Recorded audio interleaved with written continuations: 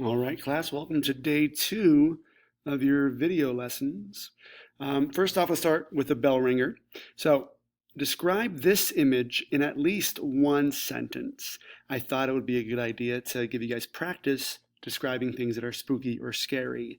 Now, do more than just say, it's a house with dead grass and dead trees, period. That's boring. But use imagery to describe what you see. I see a spooky house with a, a creepy cemetery in the front. I want you to use your imagination to describe this, the clouds, everything that has to do with it. So go ahead and to the right answer this bell ringer by describing this image in at least one sentence. Good. Now I hope you didn't forget to take out your agenda and write down today's activities.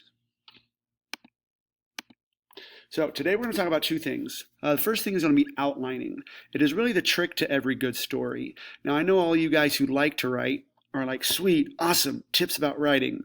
But the majority of you guys are like, oh no, writing, I hate it. Well, it's something that you're going to have to learn how to do and do well. And it's something that if you can do well, it'll help you out a lot in life. Now, the trick to every good story is outlining before you write. Now this is true for essays, or narrative stories, which are stories you make up. Now, why outline? Let's take a look at Alice in Wonderland with something that the Cheshire Cat says.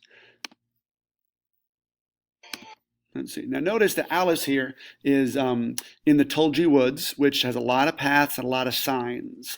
And she's going to run into the Cheshire Cat, and here's what she's going to ask him. Oh, no. Thank you, but I just wanted to ask you which way I ought to go. Well, that depends on where you want to get to. Oh, it really doesn't matter. As long as I can... Then it really doesn't matter which way you go.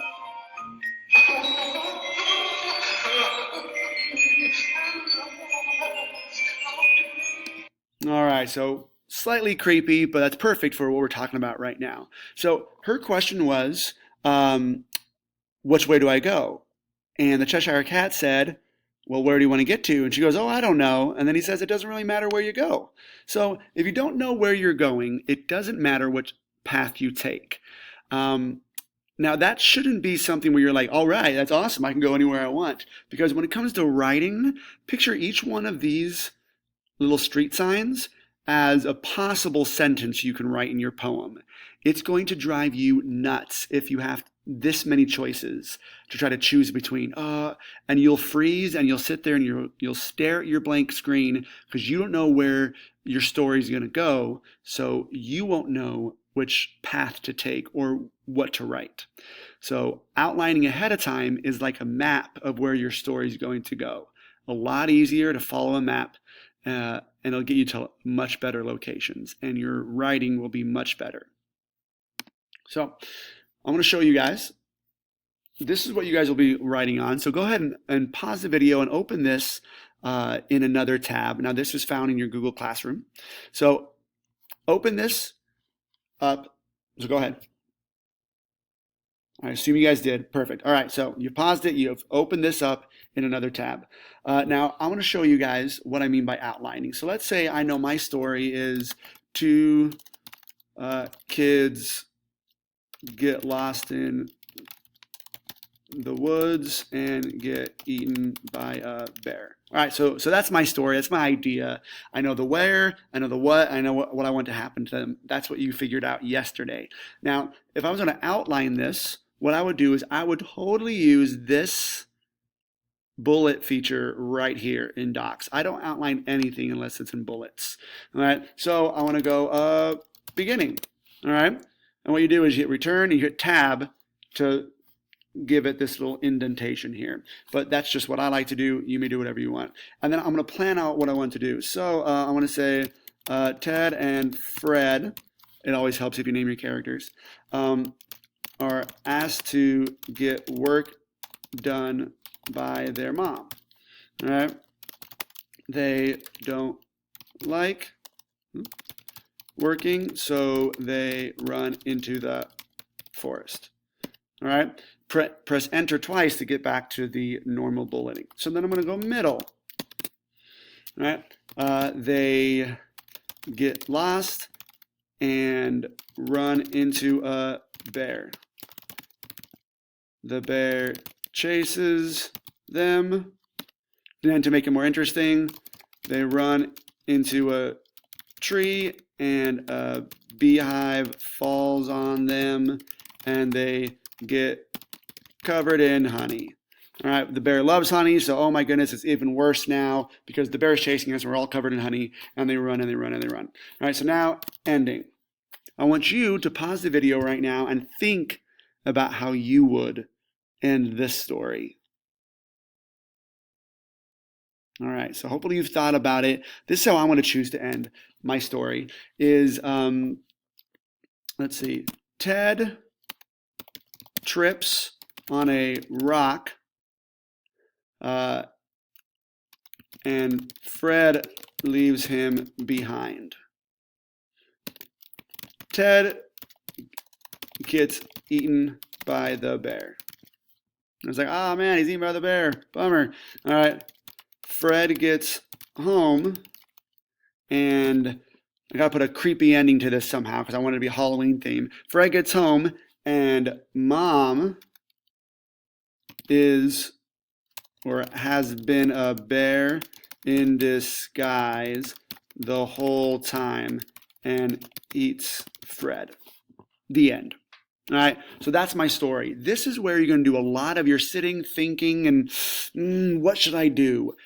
Don't start writing the poem until you outline, because if you have to write the poem and think about the story and think about rhyme and rhythm and all that, it's going to take you forever. All right, so what I want you to do right now is I want you to go ahead and first answer the question that I'm going to ask you. All right, good. So now that you answered the question to prove that you're actually watching the video, I want you to pause the video and go over to your narrative poem document, and I want you to take about 5 minutes to outline your poem. All right, after about 5 minutes, if you're not done, I still want you to come back and finish the video, and you can do the rest. You have some time tomorrow, or maybe even do it as homework. All right, so pause the video, take 5 minutes. I want you to outline your poem just like I did. All right, so now that you're back, hopefully you've got a beginning, middle, and end to your story. It doesn't have to be too much, but beginning, middle, and end. All right, so now let's talk about rhythm and rhyme. All right, this is what makes words music to our ears. Any good song you listen to has really good rhythm and really good rhyme, usually. All right, first off, rhythm. The rhythm of a poem gives it its flow and beat. So rhythm is a very critical, which means important, critical component of well-written poems. All right, so rhythm, for example, in The Cremation of Sam McGee goes like this. This is the very first stanza of Sam McGee. It says, "Now, Sam McGee was from Tennessee, where the cotton blooms and blows." Notice the musical quality it has. Why he left his home in the South to roam round the pole, God only knows. So that's what gives it its rhythm. Notice they even took out the A from around because they didn't want two syllables. They thought that would throw it off. Right? Why he left his home in the South to roam around the pole, God only knows. He decided that round the pole, God only knows, kept the rhythm better. So there's another way to write this. If I had no rhythm at all, it might look like this. Sam was from Tennessee. They had farms. I don't know why he went looking for gold. Notice there's no rhythm to this. Even if I tried to add rhythm, Sam was from Tennessee. They had farms. I don't know why he went looking for gold. I don't know why he went looking for gold. It's hard to do because they didn't put any rhythm to this. All right. Now, Sam McGee was from Tennessee, where the cotton blooms and blows. All right, so this is a good example of having rhythm. I want you to write your poem with rhythm.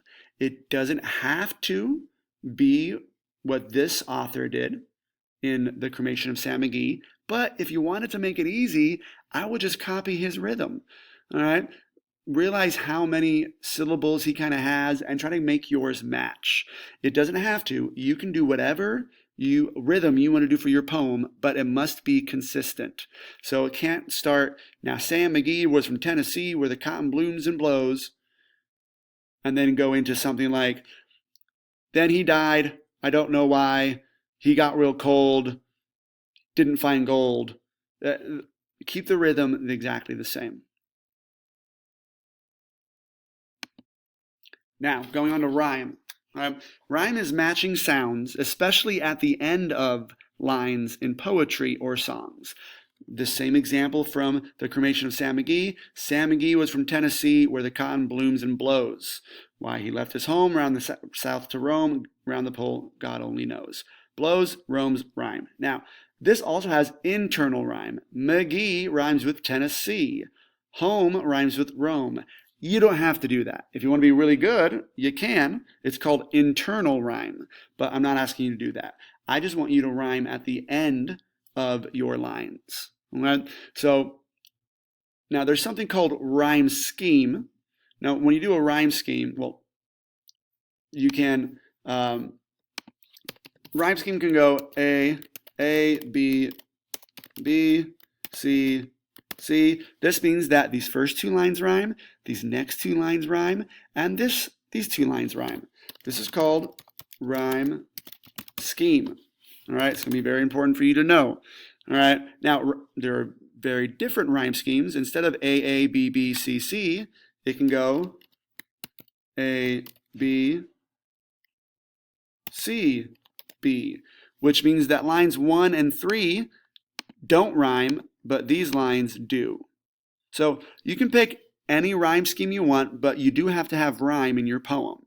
All right. Again, if you want to go easy, just follow the rhyme scheme in The Cremation of Sam McGee. Now, there's a way to write this where it doesn't rhyme. All right, which I don't want you guys to do. I want you guys to work hard and try to make sure it rhymes. So let's go to my Fred and Ted story. Fred and Ted went to the woods to escape from doing work. Let's say that's the first one I wrote. What is a word that rhymes with work that I can add to the end of my next sentence?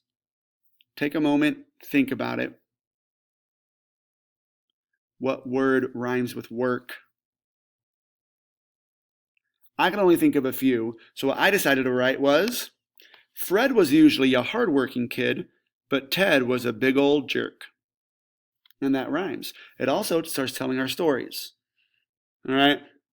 They went to the woods to escape from doing work. Fred was usually a hardworking kid, but Ted was a big old jerk. We know a little bit about each one of the kids.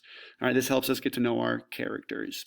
So what I want you guys to do is I want you to go and work on your poem. All right, they are due Friday, so make sure you start working on it now. You'll have until 10 minutes to the end of the period to start working on your poem. If you have any questions, please let me know.